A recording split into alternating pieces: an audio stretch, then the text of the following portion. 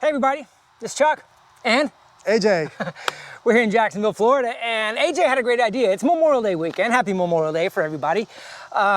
We said, hey, let's come and talk about the Cybertruck. It's a nice day out here. It's a little bit humid. We'll probably be sweating by the end of this. But walking through, it was AJ's idea. He's like, man, you've modded your truck already so much. Not as much as others. Like, I think Tesla Tino even put a Starlink mod in the back of his bed this weekend, getting ready for the next IFT launch in Starbase. But let's talk about what I've done. So for those of you that hadn't seen, I've made magnets for my beekeeping business. It's just a hobby. It's not really a business. I don't want anybody to get misconstrued. But something that many people that don't own a Cybertruck might not know is stainless steel is normally not magnetic. But this version of stainless steel is magnetic. Yes. So this is not 304 stainless. This is, this is the alloy. Okay, because I grew up in India and I learned about stainless steel being non-magnetic. Yeah. You know, so this is interesting. So it's also, but good for businesses or realtors or just throwing your logo on the side of the truck. It is magnetic, so if you're waiting on your Cybertruck, go ahead and make your magnets now. That's what I did ahead of time. It's not too expensive. I have one on each side. It also is kind of good when you're driving around the neighborhood. People wondering, hey, who the heck is that, to see, oh, okay, that's Chuck, that's the beekeeper or whatever, when I pull up the lots looking for the different things I do with beekeeping. So magnets were the first thing I thought we'd mention, just because I don't think everybody realized that. What do you think? Should we crawl in the bed? Let's do it. Let's go up and check this place out. So the first thing I want to talk about in the bed is this mat I've got installed. I had a company send me this. I think it was EV Base sent me this mat. Thank you, EV Base. Those of you that want the mat, I definitely think it's a good piece of gear. It basically has a pivot point right at the the cooler locker down there. Want to pull it up? I can see if I can stick it in there. Yeah, I mean, that's just the cooler locker. You see, I've got an air pump and I've got my window cleaning gear down there. I've got a beekeeping veil and some stuff like that for when I'm out and need some gear. But the point is this mat, it flexes enough at that. It's got some cutouts. Let me pull my camera around. AJ is doing better on his, but it's got some cutouts for each of these D-rings. For those of you that ordered Foundation Series, early on, and I think it's still supposed to, comes with 4 D-rings. My VIN number is 1980, and I had 4 D-rings installed. Later VINs have not had those D-rings, but I don't think it's because they took away the giveaway. I think it's because they ran out of them in stock. But in any case, if you took your order and you do not have 4 D-rings, just so you know, I got 4 of them included. You probably should too. So make sure you hold Tesla accountable for those D-rings. But this mat actually has the D-ring cutouts for that. I ordered the cargo divider that you see there, and I ordered these mole racks, the metal gear that has the holes in the side. Those mole racks fit into the L-track, as does the cargo divider. The cargo divider has been recalled. I still have not received my replacement yet, but my replacement has got a shipping notice. So this is what I want you to know about this. So the way this works is this lifts up and it pulls in 2 different brackets here on the side. And when you lift this up, it kind of comes loose. It fits so tight, you've kind of got to pivot it. And if you got other gears in here. That's what you showed me last time. I remember now. Yeah. The thing that we all debate about, and if you're on Cybertruck Owners Forum, you've seen this. These endpoints, some of them have the cutout circle and some of them have the full round circle. My understanding is the new version of this has a full round circle. I don't have my new one yet, so I can't verify yet. I think this was recalled because of this latching mechanism. Something in here was breaking, or these fittings weren't going in right. Okay. These circles go into the L-track holes here. Now, back to this cargo divider and this mat. This cargo divider fits so tight into the L-track and to the bottom of the Cybertruck base when it's latched in that it would not fit with the thickness of this mat. So the mat and the cargo divider don't go together because of the thickness of the mat is just enough to keep this from latching in. Yep. So what did Chuck do? I cut my mat. So this is actually the raw cargo base there. Oh, that is a raw base. Can I take a look at it? Yeah. So how do I cut the mat. What's the best way to get up in here? For short guys, you just got to jump. Just jump? Okay. There you go. So that's what's going on here. Okay. But when you do that, you're now locked into one location for your cargo divider unless you cut your mat more. So it's kind of a combination, and it's just the thickness of this mat, and it's not very thick. Look, that's only like 2 millimeters max. Yeah. But now watch me latch this in. And even this feels like a plastic kind of material. It's like rubberized hard plastic. Okay, that's what it is, like Yeah. ABS. Well, no, not maybe ABS. So this fits so tight, it's actually a little cumbersome to get in here. I mean, So don't you, so here, I'm gonna get it around. you have to like pull this? Oh, okay, yeah. Okay, so now I got it lined up. So now put your camera on the edge here. Okay. Now what you're doing is you're lining up those circles Uh-huh. with each side. Okay, that side's in. And this may be why it's recalled.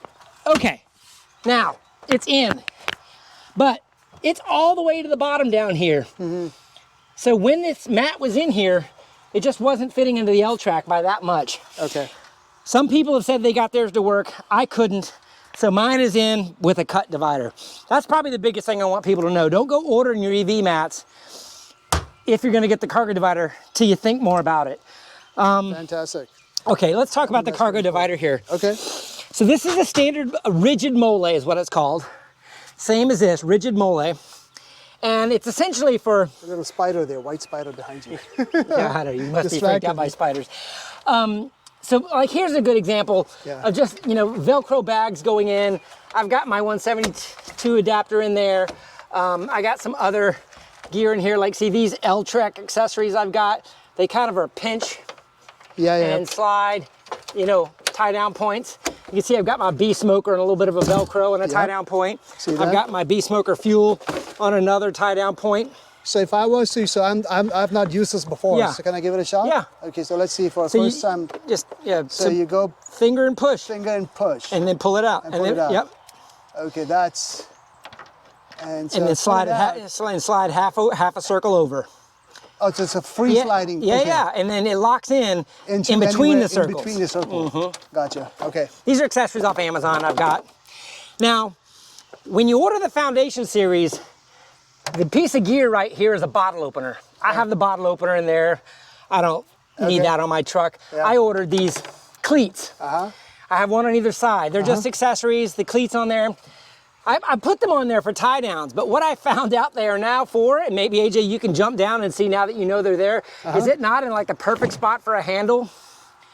So now if you're trying to get up into the bed, where you kind of want to put your hand or grab it, I see that. It kind of gives you a little bit of a pulling leverage point. It does. Because you can't grab the side of this truck anywhere, so that little cleat has turned into a handle. Yeah, I mean, still a little rough for a short, like a really short guy Sometimes like me. lean your knee up. That's what I do. Lean your knee up. Now we're gonna get your right knee. That's how I do it. And then, okay. You know what I mean? And then just kind of. Yeah. And we're in entry mode. Just so you know. I actually got in. Yeah. This is pretty high up the ground that I actually got up. Okay, so those little accessories work. These gear bags, you know, I'm just putting stuff like ratchet straps. I'm playing with this. Like here, I've got some more of my beekeeping equipment to get my swarm traps out of trees. These bags just kind of make it nice to have something there, and a little emergency shovel if I ever got stuck anywhere. I don't get stuck very often, but anyway, I wanted to buy something to put on the mole accessories. So that's pretty much it I wanted to talk about back here. So for this, now this is what you bought, right? The whole thing? Yes, this is an accessory. I believe you buy them individually, though. I think you buy a left and a right. No, maybe they come in a set. In any case. And is this okay to sit on like that? Oh yeah, it's absolutely okay to sit on. Okay. And the way these attach, just so you know, it attaches at a hard point at this end, and all of this L-track is still usable till the middle. There's a hard point. There's a hard point and there. there's more L-track all the way to the end. Okay. So there's 3 hard points where this attaches. There is no hard point at the top. Oh, you can even see it's just a rigid pole, a rigid bracket back there that holds That's this. it. So the only hard point is on the bottom. It's on the bottom, okay. 3 points. So potentially maybe depending upon if you put something on the top one row, and if it depends on how heavy it is, it can. Yeah, I think it's rated to 300 or 350 pounds or something. It's a lot. That's a lot. Okay, that's probably more. Let me talk about these clips I bought, because if you, this is just climbing gear. You know, I'm an amateur arborist, so I'm into clips and carabiners and ratchets and things like that. You've got so many places to tie things down. You got your D-rings on the bottom. You've got this entire mole rack if you're sticking something in here against a cargo divider. So what I've gone to now is one of these carabiner clips with a built-in ratchet lock. So essentially, I've got a adjustable with a ratchet locking mechanism to tie it down. Anyway, there's 1,000 ways of doing this. Anybody with a truck knows how to do tie downs. That's what I've gone to just for a little bit of versatility using some of my tree climbing equipment in here. Before I got the cargo divider, I had my Harbor Freight grabber. Let's go ahead and hop out of the truck and I'll show you why. You know, this thing, I laugh because this thing has gotten so much use in my house. I know, well, so a lot of the naysayers from a traditional truck have commented about this C-pillar making it hard to use as a pickup truck. And for a guy my height, that is a true statement. I can't get anything out of the back of this truck like I used to in my old Tacoma. Yeah. It's just the height. Now, I have learned that you can stand on the tire and reach in here fairly easily and get up there. So that tire is as good a step as any, and you can definitely pull on this. Interesting. But a grabber definitely has helped in the past. Before I got the cargo divider, I could reach almost the entire front of the truck just to not have to climb up and down like you did. That's very creative use of that grabber. Into the gearbox. Sure. So, can I try to get up and see if it works? Yeah. Yeah, we'll hold it. Let's see. I hope I don't break the it's a big seals. tire, AJ. Oh, this is not bad at all. Okay, and so you get in, you get stuff, and you can get inside the truck. That's pretty cool. Okay, I see that. Yeah, it does act like that. And we're still in entry mode. Okay. Okay, let's go around. Let's go. So, as many of you know, we don't have wheel covers yet. The original wheel covers that came with the Foundation series were recalled. By the time I picked mine up on March 22nd, they were no longer delivering the covers. The original covers were snapping on and they were wearing the tire because the tire cover actually came all the way up to this piece of rubber, and there was abrasion right here on right next to this big flange kind of piece here. Correct. So that's the reason they recalled them. I've seen the new ones, but I haven't gotten the new ones. They're actually out there on the internet. I think they're even visible on the store, but they're sold out. But if you've already got your truck, they're supposed to send you a set of those. Inside of this axle hole there, I don't know, there's a name for it, I don't know what it is. It did start to rust a little bit in there. I started seeing a little bit of rust. Okay. Obviously you would never notice that if it had the cover on it, but this is a 3D printed part I got off of Thingiverse. It works just fine. It's got a little Cybertruck logo on it. You can get some of these on Amazon. I believe the size was 70. I'm not gonna quote it because I got it wrong the first time and had to send them back. So just make sure you got the right size. It isn't, they're not a one size fits all. You get a lot of these.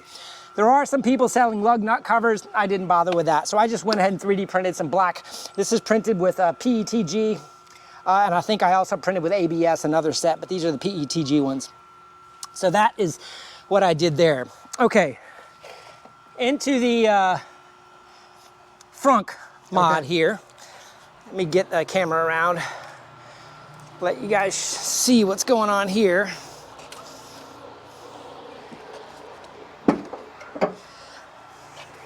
So this accessory is a good piece of gear. And the reason is this. So this is the frunk cargo something or another. This is elastic. But what this came with that it didn't, that you might not realize, is before you got this kit, this L-track adapter was not in the truck. This is part of this accessory. There was just a plastic cap here that made it all plastic. Yeah. But buying this accessory gave you an L-track for your frunk where you can use your own L-track accessories like I've got there with that tie down.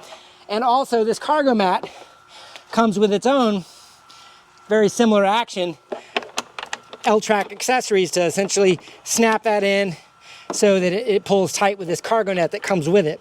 I believe this was $85. That's probably the best value of an accessory of anything I've purchased so far, mostly because that L-track it gives you the L-track. A different versatility. I mean, you could do full tie downs if you wanted. If you had a cooler, you wanted to strap it in here, but this would throw your groceries in here, throw a case of beer, a case of soda, kind of hold it in there. It would keep it from sliding around. Kombucha bottles for me. I love kombucha. I'm a kombucha guy. Those glass bottles. Okay, so now this accessory is definitely something I made here, and hopefully the camera can see it. Okay, we'll see the. These My camera can. are two rigid mole adapters that I got off of Amazon that are designed for the seat back of a generic car. And when you see them on Amazon, they got everything from AK-47s to hunting knives to, you know, camping gear strapped under the back of the seat. You know, that's what the tactical guys love this rigid stuff for. Gotcha. What I did is found the size where two of them would fit, because this is stamped in here. This is not the surface stainless in here. Okay. And I measured, you know, here to out, and this was the best fit I can get. And I drilled into this steel. Sure. And I 3D printed with TPU some gasket washers. Okay. You could probably get a rubber gasket or rubber washer just to keep the vibration down. I was gonna say the VHS. These are what, like self-tapping screws or Yep, something? they're sheet metal screws that go straight through a bushing, a rubber bushing, and into the metal. Awesome. And they're on there pretty good. But now I can go ahead and mole attach my window cleaning gear that could go in the back, but you know, if the back has got honey hives on it or things like that, you can't really lift that thing up. So you always got your window gear perhaps up here. It's just another place I thought would be cool to put an accessory, because when this trunk is closed, this vertical spot is not used. Absolutely. Now, if you had something going full height, like a I don't know, luggage or something like that, perhaps it would just start to hit this, but I'm really only using up the top 1.5 inches. Well, I'll just tell you right off the back one use case. So let's say you could have something like when you open up this thing, like if you want to open a banner or something. Yeah. It's a very obscure one maybe, but like something like people are demoing things on Cybertruck, right? So now you can you can hang the corners of the flag up here, right, and hang it straight down. And it opens up to be a whole flag. Yeah, or during the light show, maybe you can get a big old tiger teeth thing, because you know this front opens during the light show. Oh yeah, that would be badass. Maybe you could do some that would be sick. Big old teeth or something. Anyway, so that's the last mod I've got there. And I don't think I have anything else to show you on the truck. Keeping it clean, I'm not doing anything fancy, guys. I'm sending this thing through the washer. I do Rain-X on the windshield, and I have done the Adams polish on the inside. My outgassing is pretty much done, but when it's new, you do get a lot of outgassing on that glass that you have to rub off. Hadn't had any issues with anything. See, the first time I'm feeling these edges. I mean, I was at the event, but I didn't get to really pay much attention. There was so much going on, right? I'm feeling this right now. Like, this is really nicely buffed. You can't tell. Because, you know, a lot of people are like, oh, it's pointy, it could be sharp. I'm sure there's some QC areas here and there, but this is like very smooth. You know, two people, including Chris, Dirty Tesla, have had this piece of molding under speed pop off with the screw here, and this piece of metal is bent out and bent right here, because I think there's another attachment point right about here. Oh, seriously? I've seen two different people have this piece of gear come off. There's a screw attaches behind here with a nut. So I think the actual stainless has a post on it. I think there's a nut that screws on it. That nut is backed off, and this thing just kind of goes whoosh and bends all the way back here. I've seen it on two different cars. So that might be something they need some more Loctite on that nut, or maybe they need to go ahead and bail wire the nut on there through the pin, or come up with another piece. So yours will potentially do that. I've seen it happen twice, but obviously there's several thousand of these out there now. I don't know. Maybe it's a manufacturing issue. Maybe it's a torquing issue. Maybe it's the type of nut they used didn't have any sort of vinyl to lock it in. It was just the wrong nut. Yeah, I mean, it is a ground up from, you know, true ground up engineering. I get it. I do want to talk now. I just remembered I've already had Mobile Service come out to do one thing on the Cybertruck, and I've seen Dirty Tesla bust his and a bunch of other people busting theirs, and that's this mud flap here. Called the rocker trim panel, and they're on both sides and the rear. There actually are some on the front, but this piece of gear breaks off. And the reason is this: you've got this nice clearance here, right? Yeah. But bam! But it's so if you cut a curb tight and the curb is cleared here, your tire isn't the first thing to hit. It's going to be that rocker panel. Yeah, because it's rigid. Yes, if you go over a rock and you're not hitting it here, if you keep going, you're going to hit it here. You're going to hit it over here. And this thing breaks off. And believe it or not, to replace this entire ski is what it's called, has to come off. You have to take this entire trim off because there are screws accessed from the inside in the service manual to attach that. So you have to take like, I think there's 11 bolts here. I think there's 4 in here. These are all snaps that come off here, but you have to take this whole thing off to get that back on, and then you put it all back together. Okay, so that's fantastic. Rocker trim panel. Yeah. I bet they either have to re-engineer it, or guys, they're going to get them and they're going to put a piece of trim that's just flush, because this is it's breaking off. This is yeah, and there's no way to go. You like, it's the lowest point of contact. What you would think is your tire is going to hit the curb, but no, this is going to hit the curb first and then your tire. That is that's right. That's literally like asking for it to be hit, now that I keep seeing it. Yeah. And I guess like it should have been flexed, like one of those flexible ones, like maybe at the, right? Something. Rubberized. Yeah, not it's going to keep happening. It's happened to me. I've seen it happen to Chris, Dirty Tesla. I've seen it happen to several others. So no, the one you explained it makes pretty obvious sense that if you got to go through it's not like just replacing this part right here. You got to move the whole thing, and that's just not very intelligent. I don't know. I mean, I'm not going to judge. Yeah. It's just things that can be done better. Okay, what else? All right, last thing I think I want to talk about, and then maybe we'll wrap this up. Yeah. I am right in the middle of my PowerShare interview. Here I am in Jacksonville, Florida. And let me just walk you over to where my charger is and my panel, and I'll talk a little bit about what I said. So here's the carport with the Model Y. This is the FSD Beta Model Y that I drive for all my full self-driving videos. I had a remodel done years ago where this main service came in here, and I got a 200 amp panel. The 200 amp panel was what I needed for at least my installation. And oh, by the way, I have no power walls and I have no solar. And the reason I don't have any of that is because of that 150-year-old oak tree up there covers up my entire house, and I'm not ready to take down that oak tree. So the oak tree stays for the time being, and we wait on solar for another day. This is a dope tree. Yeah. So here's just some spare breakers. This is the 60 amp breaker that runs the Gen 3 charger. This is a 15 amp dual pole breaker that runs my second air conditioning unit. There's a first air conditioning unit that's on the other side of the house.